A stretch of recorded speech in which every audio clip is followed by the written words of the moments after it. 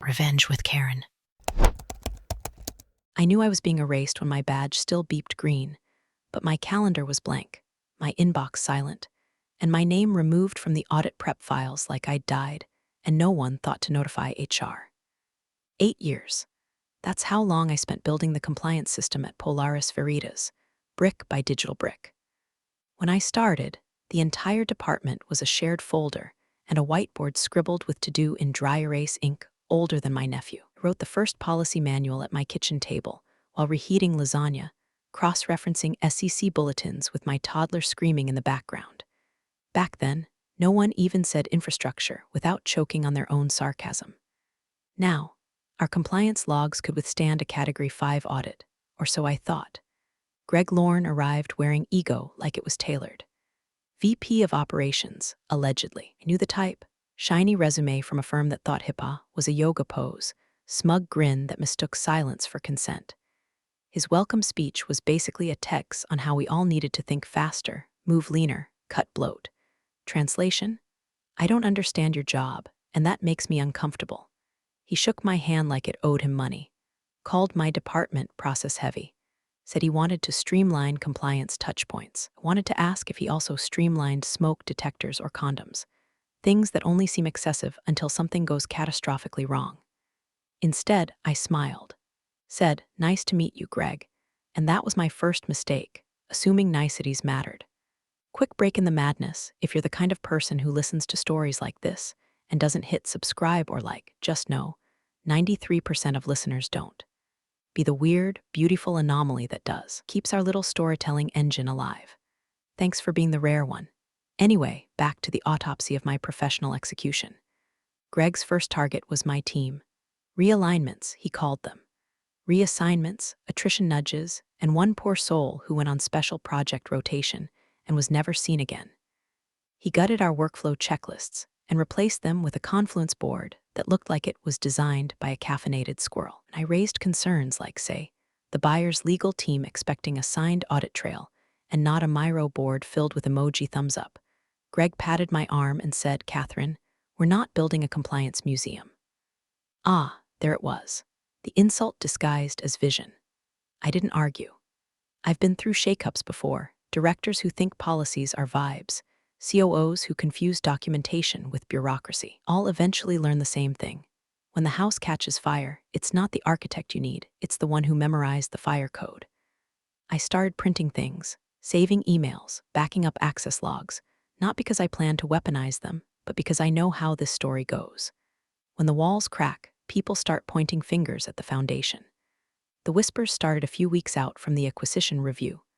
A buyer, big fish, serious money, $250 million on the table. Greg strutted through the halls like he'd already bought the yacht. But I noticed the gaps: security logs marked as pending, version controls overwritten with clean drafts, policy sign-offs done post-dated and backfilled. That's not modernization. That's malpractice. Still, I stayed quiet. Until the day I opened the weekly prep packet and found no mention of my name.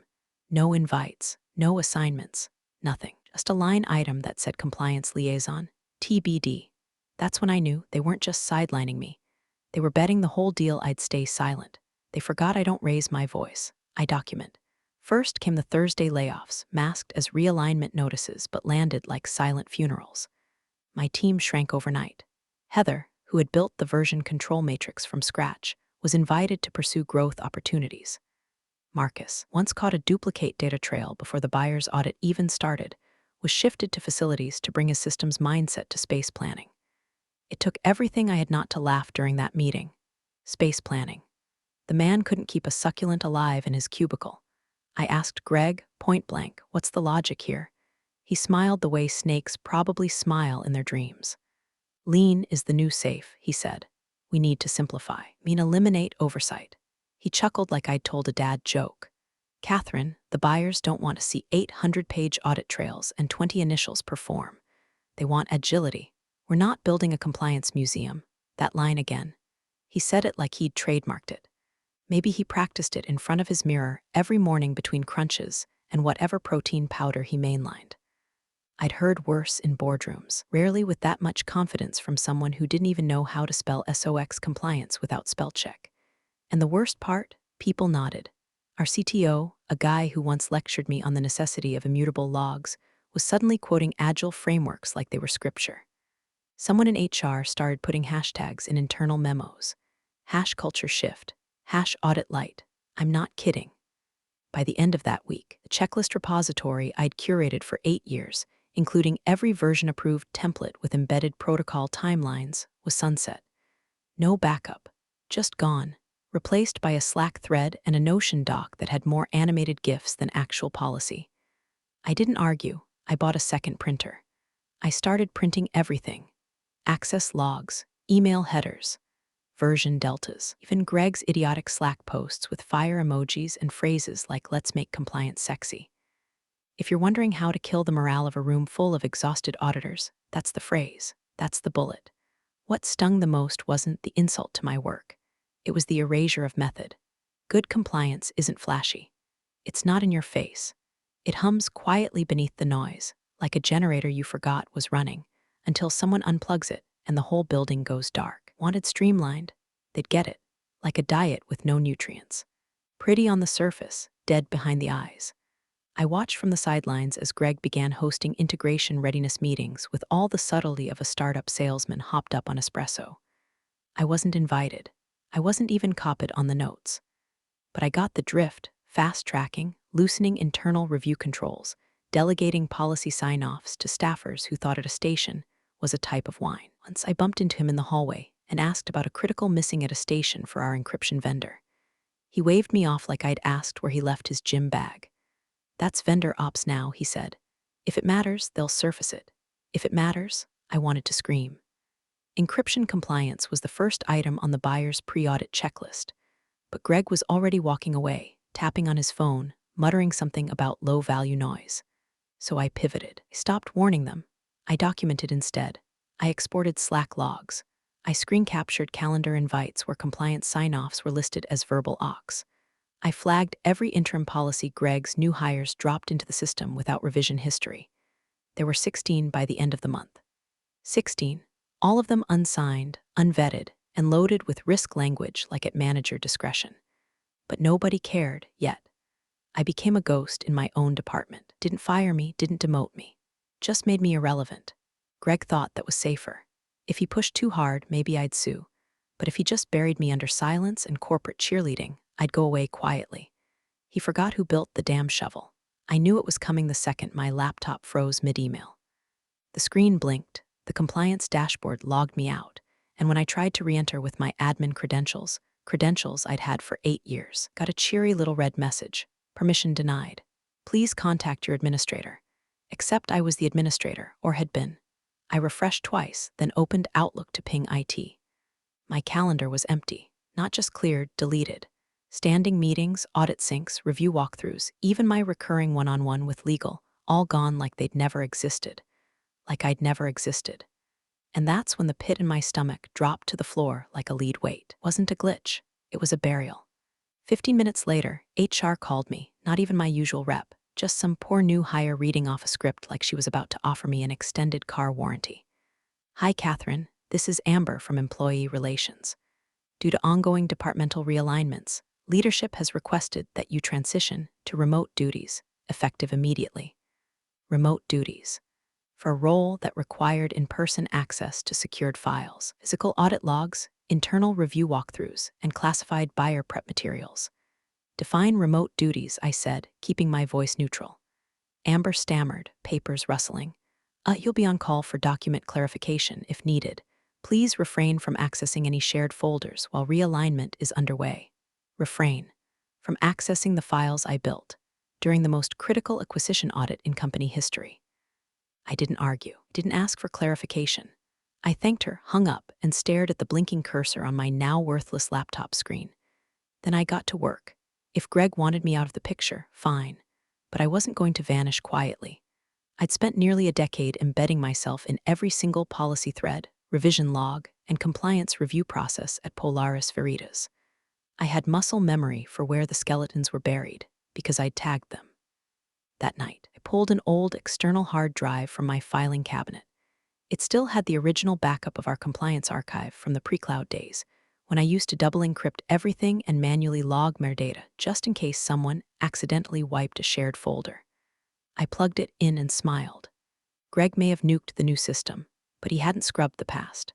I started compiling. Audit trail inconsistencies, replaced sign-off chains, revoked credentials without documented transfer of responsibility. And the crown jewel? A master access log from 3 weeks prior, showing Greg logging into the restricted compliance vault with temporary elevated privileges, downloading 3 flagged documents, and leaving no audit comment. The system flagged it internally, of course, but he had since disabled automated escalation alerts. I had screen captures, timestamps, even the change request ticket where he'd approved his own access, digitally initialed GL. In a company like Polaris Veritas, that wasn't just shady.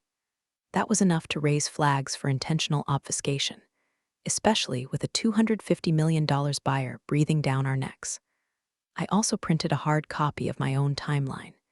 Each time I raised a concern, who I emailed, which document I referenced, and what I was told. My last note to Greg, flagging an undocumented vendor integration, had been marked not a priority.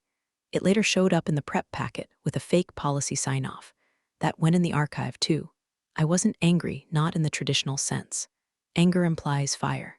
I felt something colder, calculated. I wasn't going to torch the building. I was going to catalog its collapse. Greg wanted a scapegoat in case his house of cards fell. He thought by erasing my presence was erasing the risk. But risk doesn't disappear when you shut your eyes. And I was wide awake. It happened at 9:03 a.m. on a Wednesday, the kind of timestamp you don't forget because it feels like the universe whispering, now pay attention. I was in sweatpants, halfway through burning my oatmeal when my phone buzzed. Hey, Catherine, do you know where the master compliance matrix lives now? Greg said it was migrated, but I can't find it in the new system. Need it for the doc prep checklist.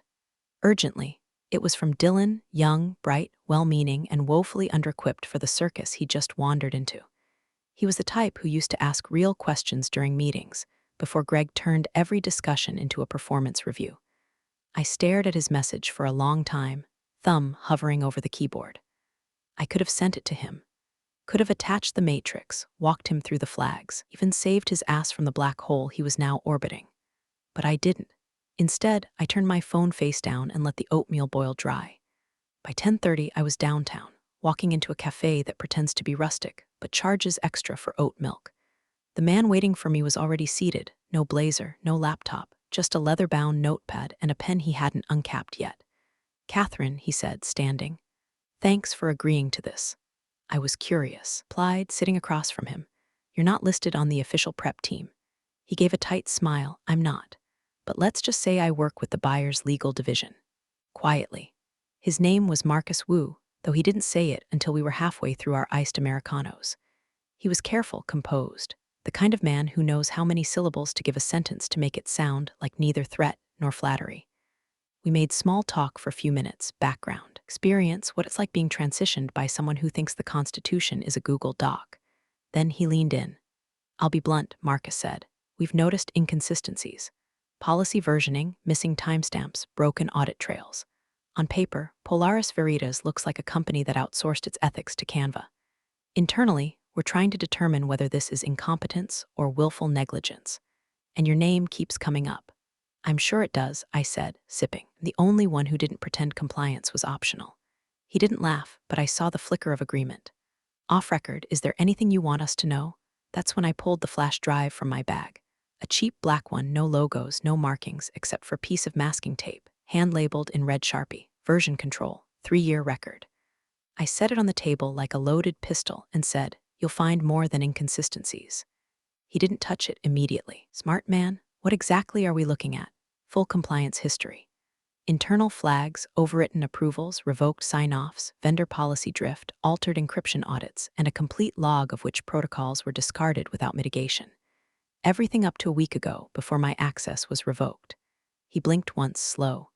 Is this admissible? It's metadata, not interpretation, I said. If you need interpretation, I've annotated the inconsistencies, timeline included.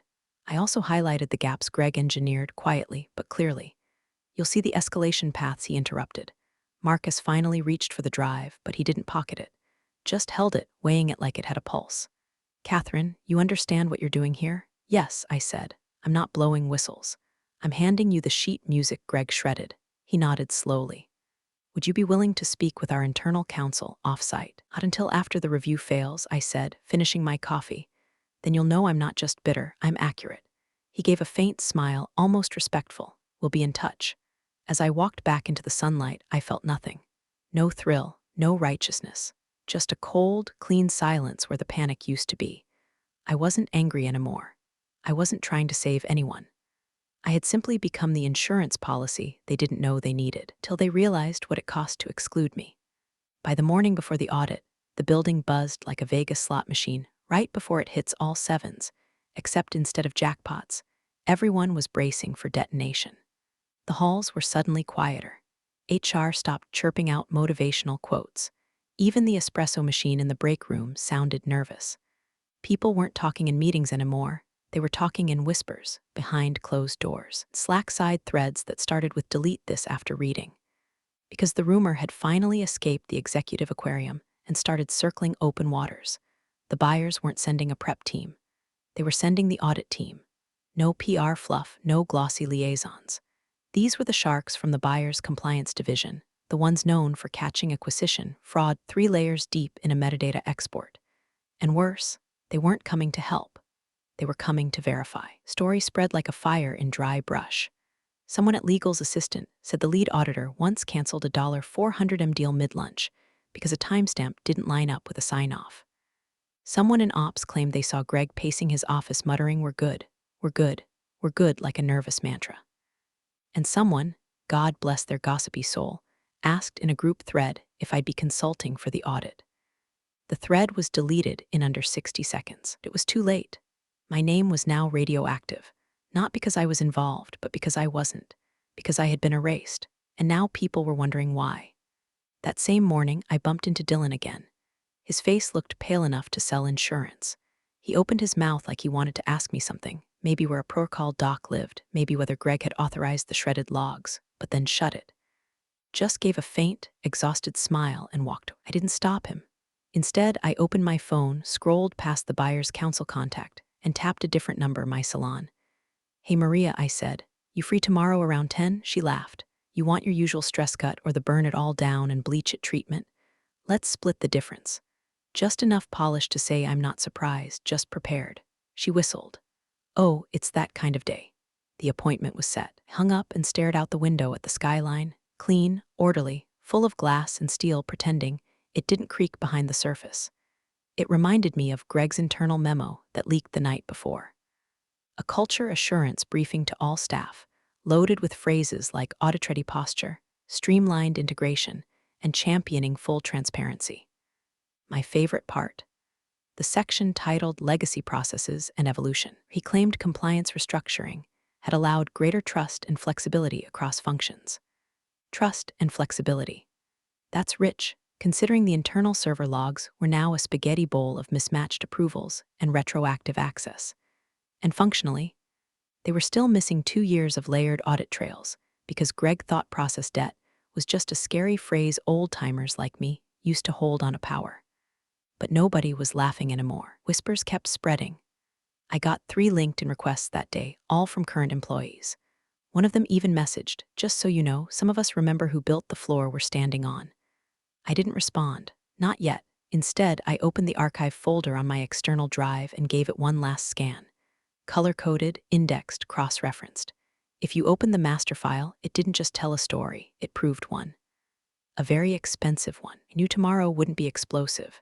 That's not how these things work. It would be surgical. Quiet. Questions asked with clipped syllables and paused pens. Long silences that would feel like thunder. And when the audit team finally asked the fatal question, "Where's your compliance lead?" Greg would smile his smuggest until the silence turned back on him like a mirror. And I'd be mid-hair rinse with a coffee in one hand and peace in the other. Don't need to be in the room when the walls fall. You just need to have built the blueprints they ignored.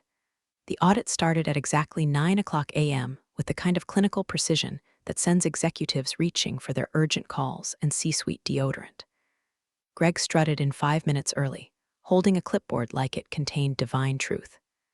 Behind him, the rest of the team filed in: sales, ops, vendor management, each looking like they had just studied for a test they'd never seen the syllabus for. The lead auditor? A woman named Evelyn Kravitz, mid-50s, hair in a no-nonsense bun, glasses she only wore when she wanted to watch someone squirm. She didn't shake hands, didn't smile, just nodded, opened a binder the size of a microwave and said, "Let's begin with policy lineage and version integrity." And just like that, the meat grinder began turning. Started with encryption policy 7A. The document was produced quickly, kudos to Greg's assistant, who had clearly been told to keep everything pretty. And it was.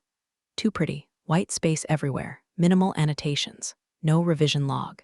Evelyn glanced at it, flipped to the back, and tapped with a pen. "This references policy 6.4 as the basis for key rotation schedule," she said. Greg smiled. "Correct. That's a legacy policy we've streamlined." "Please produce policy 6.4, she interrupted. Greg blinked. "It's no longer in circulation. That's why we transitioned." Evelyn raised an eyebrow. "So this policy references another that doesn't exist?" "Well, it existed.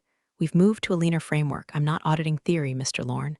I'm auditing record integrity. Produce policy 6.4. Silence. A few shuffled papers. Greg whispered something to Dylan, opened a laptop, and began typing like he was defusing a bomb. Across the room, legal started sweating. Literally. I could almost feel it from my perch 3 blocks away, where I sat with foils in my hair and a latte steaming on the salon counter. Back in that room, Evelyn kept going. "Let's review version history logs for that encryption protocol," she said. What followed was a slow-motion dismemberment. Timestamps didn't align. Version 2.2 of the policy had a date 3 days after the sign-off recorded in the review checklist. And that checklist, it was signed by someone who'd been reassigned a week earlier. Then came the access logs. The system trail showed multiple policy files accessed with elevated privileges from Greg's admin account. The problem? There was no documented change request, no approval chain. Just a raw access spike with 0 contextual metadata. "That's probably a mirrored credential," Greg offered weakly. "From your own account?" Evelyn asked deadpan. He didn't answer. Around this time, someone from Ops asked to step out for a quick call. Another asked if the room could be ventilated. The mood wasn't tense, it was falling apart. There's a distinct sound when a room full of professionals realizes the iceberg isn't ahead, it's already under them. And then came the moment. Evelyn looked up, not at Greg, but at the table as a whole. Calm, controlled. "Can we speak with your compliance lead?" You could have heard a mouse blink. Greg's mouth opened, but no sound came out. One of the junior analysts glanced at legal like a kid caught stealing. Finally, Dylan, poor, panicked Dylan, said the words out loud. "She's not here." Evelyn didn't flinch. She simply closed the folder slowly, like a judge sealing a verdict, and said, "That explains it." She didn't need to raise her voice. Silence that followed said everything. At that exact moment, my stylist Maria asked, "You want the layers feathered or blunt?" I smiled into the mirror. "Blunt," I said. "Definitely blunt. Because there's a kind of satisfaction that doesn't come from screaming or suing or even surviving. It comes from knowing you told the truth, documented the fallout, and watched the house collapse exactly as you warned it would, while everyone else was too busy redecorating the walls. There are silences that sting, and then there are silences that haunt. The kind that linger in rooms long after people leave them. The kind that makes drywall feel like it's collapsing inward. That's what settled into the Polaris Veritas conference room at precisely 10:47 a.m. Just after Evelyn Kravitz, lead auditor of the $250 million acquisition deal, asked her now famous question. "Can we speak with your compliance lead?" Greg Lorne blinked once, then again like he was trying to reboot his brain through sheer will. His jaw tensed, lips parted as if a clever lie was loading, but the network signal wasn't strong enough. His fingers shuffled papers that no longer mattered. PowerPoint decks, revised org charts, fake timelines, corporate fiction written in pastel slide transitions. It was Dylan, sweet, panic-ridden Dylan, who cracked first. She was removed last week," he said, voice barely audible, but the kind that cuts through bone when the stakes are high enough. Removed. Not resigned. Not transferred. Removed. Evelyn let the words settle. Then, with the theatrical stillness of a surgeon placing down a scalpel, she closed her binder, pressed her hands flat against the table, and delivered the quietest guillotine in the history of boardroom diplomacy.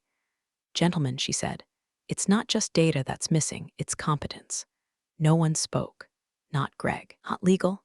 not the project lead who had been giving linked in TED Light lectures on audit agility. Even the intern taking minutes stopped typing, hands frozen above the keyboard like she'd touched a live wire. There was no protest, no defense, just the sound of 24 people collectively realizing they'd handed a live grenade to a man who thought the pin was a keychain.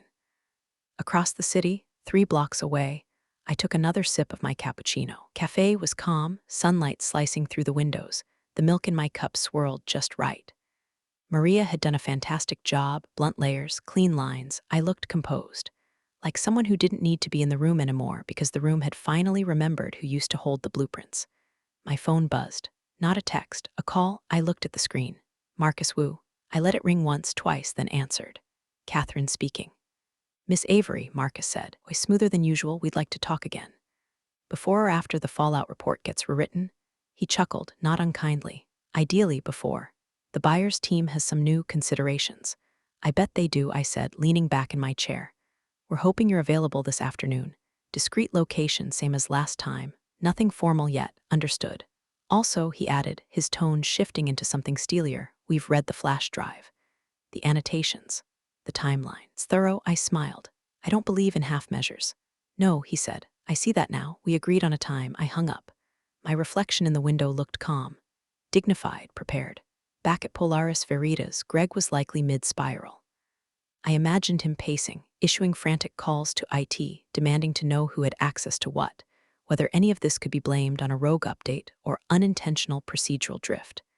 But it didn't matter anymore, because the one person who could have explained everything, the one who built the framework, trained the team, and flagged the failures before they became lawsuits, wasn't there.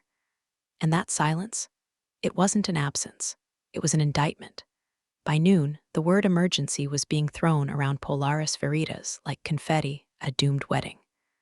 Board members were summoned mid-flight, lawyers were pulled from closed-door calls, and someone even rebooted the executive war room, place that hadn't seen daylight since the last failed merger attempt 5 years ago. The buyer's team had gone dark. Total radio silence. For any acquisition, that's the death knell. You want buyers asking questions, probing gaps, submitting red lines. What you don't want is the sound of lawyers not calling back.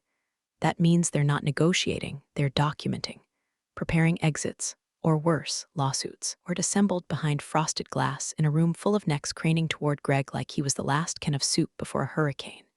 And then came the blow. Not from the buyer, from inside. A board liaison entered the war room with a flash drive in one hand and a printout in the other. This was submitted yesterday, she said, placing both on the table. To the buyer's legal review. Greg leaned forward, trying to mask his nerves. Submitted by who? The liaison didn't answer. She didn't need to. The masking tape on the flash drive said it all. Version control, 3-year record, Catherine Avery's handwriting. Unmistakable, neat, surgical. The printout was the index.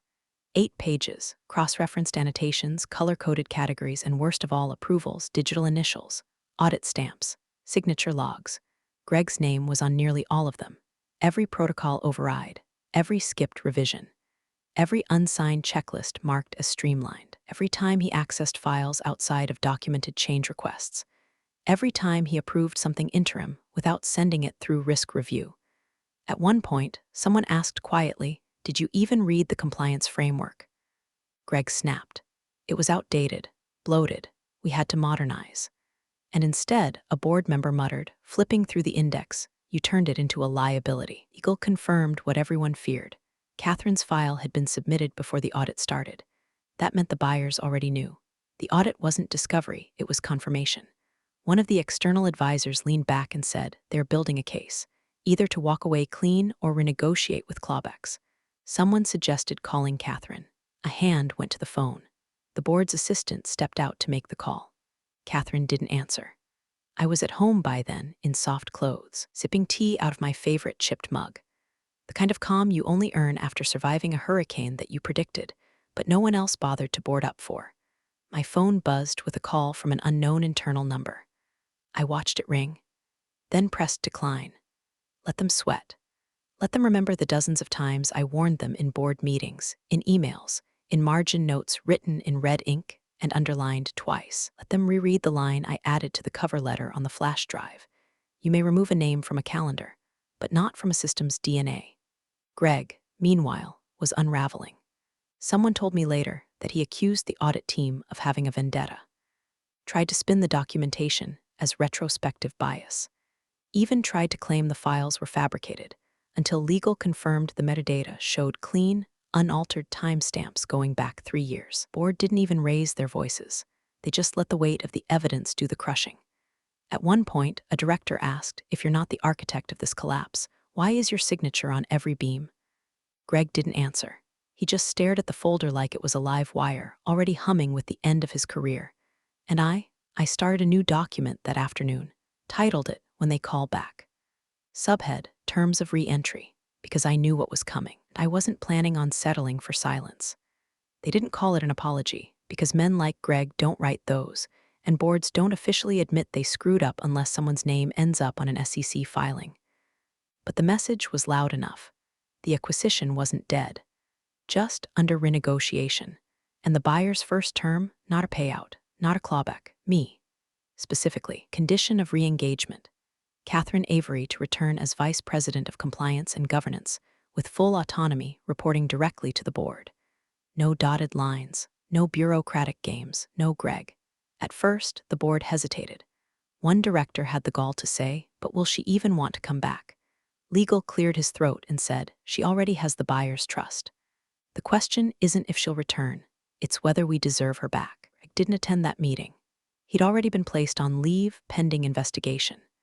HR spun it as noncompliance with oversight protocols, but internally, the phrase gross misconduct and negligence circulated like wildfire. There was no ceremony, no farewell cake. One day his nameplate vanished from the executive floor, and someone from facilities was seen dragging out an ergonomic chair and a desk lamp that still had the price tag on it. Org chart was rewritten that week. Not just updated, rewritten. I received my offer in a plain manila envelope, hand-delivered, no fanfare. The salary was generous, the authority unambiguous, and the final clause was hand-signed by the board chair. You will have full access and oversight to reinstate integrity throughout the audit and post-merger transition. The same day I returned, the new directory outside the elevator had my name etched in the steel panel. Catherine Avery, VP Compliance and Governance. Fresh, precise, permanent. I walked into the lobby wearing the same heels they once teased me for, low, practical, unremarkable. The same ones I wore the day I helped write the company's original policy index. The badge reader turned green. My access had been restored overnight. Funny how fast the system remembers you when the people finally do. I passed the reception desk. The new assistant, used to pretend not to know who I was, even while scanning my clearance level every morning, rose awkwardly and smiled too hard. "Welcome back, Miss Avery. Can I get you anything?" I paused, looked around the glass lobby. Same fake ferns, same recycled air, but everything felt different. Not because I was back, but because I didn't need to be. I chose to return. "I'll need a secure room," I said, voice calm but surgical, and a whiteboard. She blinked.